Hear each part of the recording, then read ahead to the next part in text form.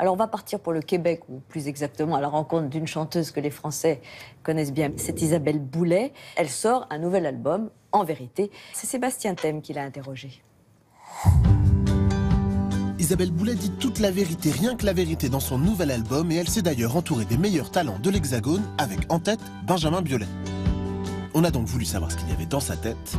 Aïe, aïe, aïe, des fois j'aimerais en avoir une autre tête qui se repose à côté, tu sais, puis l'échanger juste comme faire comme ça.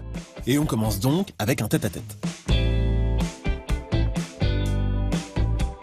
On s'est rencontrés, Benjamin Biolay et moi, il y a presque 20 ans. Oh mon amour, reste 3 jours pour être sûr que c'est fichu, que tout sonne creux, qu'on n'y croit plus.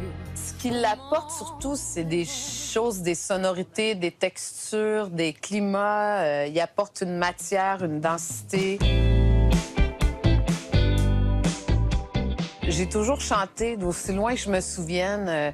Quand j'étais toute petite, je chantais déjà. Donc, c'est comme, il y a une expression américaine qui dit « built in », c'est que tu viens au monde avec. J'ai vraiment l'impression que je suis venue au monde avec. Reggiani, quand il chante, on sent que la voix est près des os, quoi. C'est vraiment très charnel. Ma liberté, c'est toi qui m'as aidé à larguer les amarres. C'est probablement l'homme le plus féminin que je connaisse dans sa façon d'aimer, de se commettre. C'est un grand, grand sentimental. C'est un des plus grands gentlemen que j'ai rencontrés.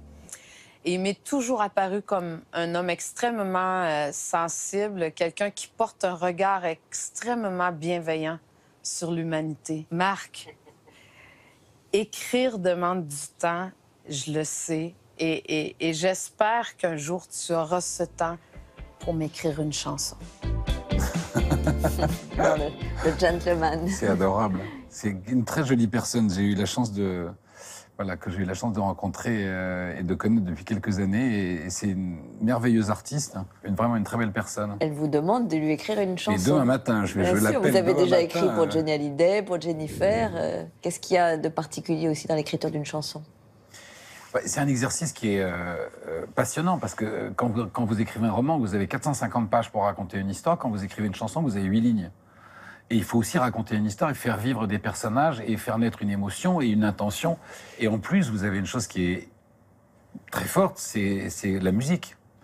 Quand j'ai écrit cette chanson pour Johnny Hallyday, et je dois vous dire, je vais vous faire une confidence, il y a un seul truc quand même où je me suis pincé après la rencontre de Spielberg, c'est quand j'ai entendu Johnny Hallyday chanter une chanson.